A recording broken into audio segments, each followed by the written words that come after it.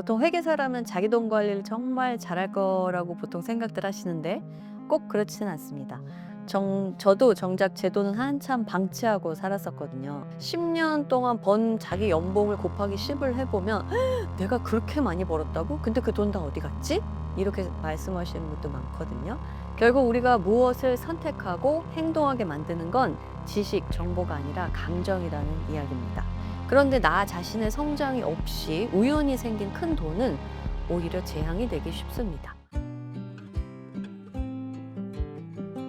안녕하세요. 사람들의 돈 관리를 재무 코칭과 금융 교육을 통해 돕고 있는 27년 차 공인회계사 김예희입니다. 우선 부끄러운 고백부터 하나 하고 시작하자면 보통 회계사라면 자기 돈 관리를 정말 잘할 거라고 보통 생각들 하시는데 꼭 그렇지는 않습니다. 저도 정작 제 돈은 한참 방치하고 살았었거든요. 회사 돈은 누가 어디다 왜 쓰는지 영수증 한 장 한 장 깐깐하게 챙기면서 제 통장은 그냥 돈이 들어오고 나가는 대로 그냥 방치해 뒀었습니다. 그렇다 우연치 않은 기회에 남편과 제가 모두 돈을 벌지 않고 두 아이를 키우는 기간이 생겼어요. 수입이 0원이 되고 나서야 비로소 내 돈이 빠지는 것이 확 눈에 보이기 시작했죠. 그 경험이 제 인생을 완전 바꿔놨습니다. 한국에 돌아와서는 안정적인 회계사 자리 대신에 금융을, 돈 관리를 제대로 배우기 위해서 보험 설계사가 됐습니다. 사람들이 왜 좋은 정보를 알고도 행동하지 않는지가 궁금해서 40이 넘어서는 대학원에 가서 소비자학 박사까지 했습니다. 그리고 제가 힘들게 얻은 돈에 대한 지혜를 나누고자 코칭을 지금도 꾸준히 배우고 있습니다. 그래서 지금 저를 소개할 때 저는 코칭하는 회계사라고 소개를 합니다. 숫자만 다루는 게 아니라 돈 앞에서 사람의 마음이 어떻게 움직이는지까지 함께 봅니다. 또한 어려운 회계와 세금을 누구나 알아들을 수 있는 일상의 언어로 풀어서 알려드리는 일을 하고 있어요. 오늘 이 자리에서도 그렇게 편하게 이야기 나눠 보겠습니다. 보통 제가 돈 공부하라고 하고 뭐 회계사가 깨달은 돈 공부의 비밀 이러면 다들 아마 절세 기술 아니면 뭐 투자 노하우 이런 걸 기대하실 것 같아요. 근데 제가 40대가 돼서 깨달은 비밀은 좀 의외입니다. 돈 공부에서 재테크 비법이나 재무 지식 이런 것은 생각보다 작은 부분이에요. 물론 중요하죠. 그런데 더 중요한 게 있더라고요. 뇌과학에 이런 유명한 연구가 있어요. 뇌에서 감정을 담당하는 부위가 손상된 환자들이 있었는데 이 사람들이 지능도 멀쩡하고 논리적 사고도 다 됩니다. 그런데 정작 아주 사소한 결정 하나를 못 내려요. 점심 메뉴조차 못 고르는 거죠. 이건 정보가 부족해서가 아니라 감정이 작동하지 않기 때문에 결정을 못 하더라는 겁니다. 결국 우리가 무엇을 선택하고 행동하게 만드는 건 지식, 정보가 아니라 감정이라는 이야기입니다. 전 이걸 제 경험으로 먼저 알았어요. 제가 보험 영업을 하면서 진짜 합리적으로 괜찮은 금융 상품을 추천을 하면은 그게 아무리 수리적으로 유익함을 설명을 해도 그걸 아는 거하고 실제로 결정해서 행동하는 거랑은 완전 다른 문제더라고요. 그러니까 어떤 상품이 싫으면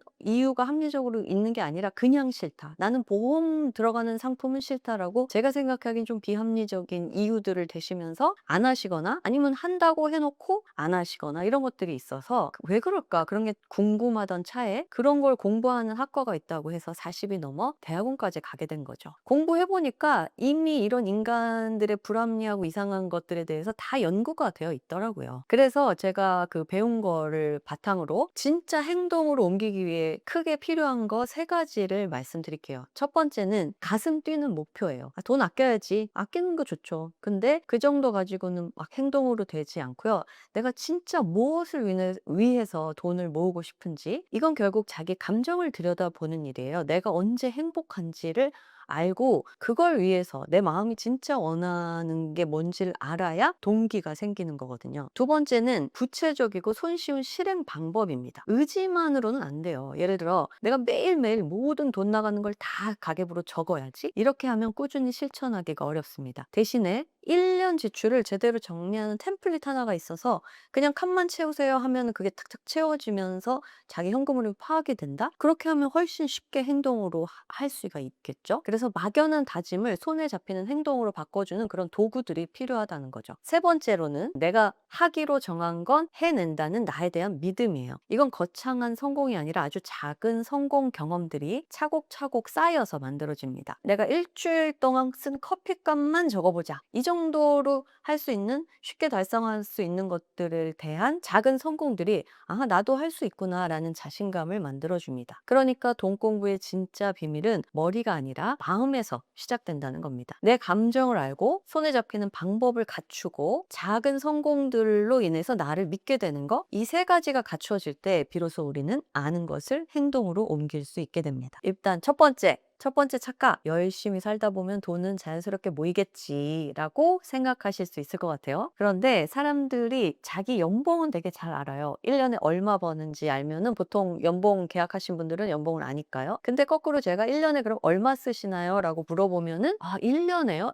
잘 모르세요 진짜로. 아시는 분들이 거의 없어요. 그렇게 자기 현금 흐름에 대해서 정확히 관리하지 않은 상태로 살다 보면은 어떻게 되냐면 소득이 오르면 씀씀이도 슬그머니 같이 올라가요. 그 톱니바퀴 효과라는 것이 있는데요. 이게 뭐냐면은 씀씀이가 이렇게 커지기는 쉽지만 거꾸로 반대로 이렇게 내려가기는 정말 힘들다는 그런 거를 설명해 주는 이론이거든요. 그러니까 이런 것들이 이미 나만 그런 게 아니고 입증이 돼 있어요. 모든 사람이 그렇다는 게. 그래서 보통 이제 사회생활 한 10년 정도 하셔 가지고 10년 동안 번 자기 연봉을 곱하기 10을 해 보면 '내가 그렇게 많이 벌었다고? 근데 그 돈 다 어디 갔지?' 이렇게 말씀하시는 분도 많거든요. 그러면 10년 번 돈 중에 지금 남은 돈이 따지고 보면은 남은 돈이 거의 없다면 다 쓴 거잖아요. 근데 그걸 다 어디서 썼는지 도무지 모르겠다는 거예요. 그 이유는 그런 현금 관리를 전혀 하지 않고 살았기 때문에 그냥 슬슬 나간 거죠. 그 주변에 제가 이제 수입이 없이 살았을 때 가계부를 쓰기 시작했어요. 제가 회계사니까 어떤 느낌이 들었냐면 '내가 이렇게 돈을 많이 쓸 리가 없는데 내가 새는 돈이 있나 보다.' 해 가지고 이제 엑셀을 딱 켜고 이제 회계사 전문가답게 이제 막 모든 돈을 정리를 했죠. 그리고 딱 합계를 냈는데 하나도 내가 안 쓰고 새는 돈은 없었습니다. 그러면 제가 항상 여쭤보거든요. 그러면 제가 헤프게 쓴 돈이 있었을까요? 사치스럽게 쓴 돈이 있었을까요? 없었어요. 그냥 다 쓸만하다고 생각해서 쓴 거죠.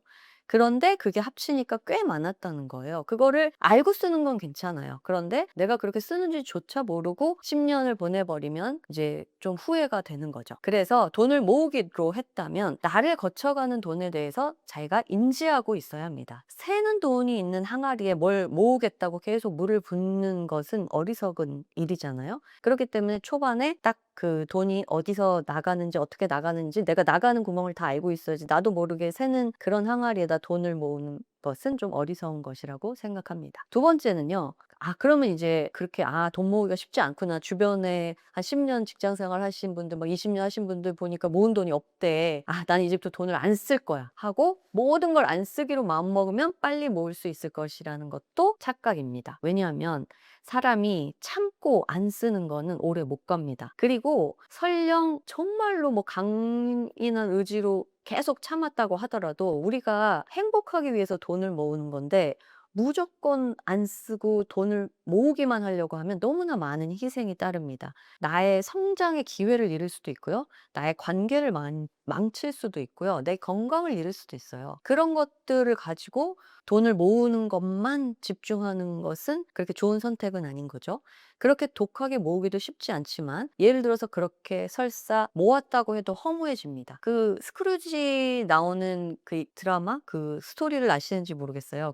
네. 돈만 많고 관계가 망가진 삶이 될 수 있다는 거죠. 또는 건강이 망가진 삶은 또 행복할 수가 없죠. 돈은 수단이지 목적이 아니거든요. 1억 이라는 어떤 숫자 뒤에 내가 진짜 원하는 삶의 그림이 있어야 됩니다. 세 번째는 쉽게 목돈이 생기는 건 정말 행운이라는 착각. 그래서 나에게도 그 행운이 왔으면 좋겠다는 생각. 그런 것들도 이제 착각일 수 있는데요.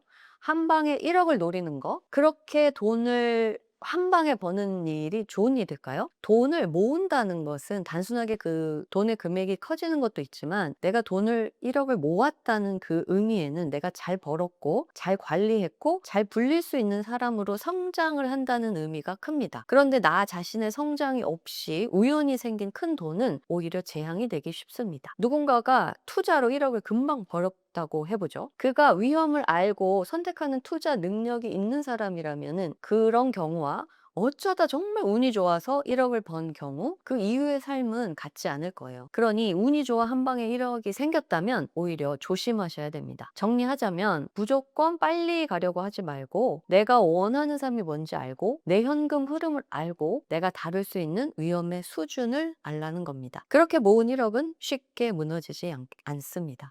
우리가 인생을 살다 보면은 뭐 3번의 기회가 온다고 하죠. 그거는 초반에 어떤 월급의 크기하고는 전혀 상관이 없는 것 같아요. 그리고 이 돈이란 게 이렇게 모이다가 점프업하는 기회가 있거든요, 누구에게나. 근데 그때 내가 준비가 되어 있을 것이냐, 그것의 문제이지 사회 초년생 때 월급과 뭐 그런 연구가 있으면 좀 재밌을 것 같긴 해요. 근데 50대 부와의 어떤 연관성? 그런 것이 그렇게 다른 것들을 다 배제하고 했을 때 저는 크지는 않을 것 같아요. 그러니까 주변의 사례도 당연히 이게 역전되는 사례는 너무나 많기 때문에 이걸 뭐 통계적으로 뭐가 맞다고는 못하지만, 그러나 내가 내 입장에서 내가 월급이 작다 그래서 그냥 '이 삶이 그냥 갈 거야.' 하고 생각하는 사람과, 난 지금은 이 정도 벌지만 내가 원하는 삶은 이런 것이고 이걸 위해서 난 지금 굉장히 열심히 노력하고 할 거야라고 생각하는 사람의 그 각도가 이렇게 벌어지면서 분명히 그 삶은 달라질 거라고 생각해요. 그래서 평균이 중요한 게 아니라 결국 나에게 어떻게 적용할 건지가 중요하잖아요. 내 월급이 지금 적은지 많은지는 이미 결정되어 있다면 그것을 가지고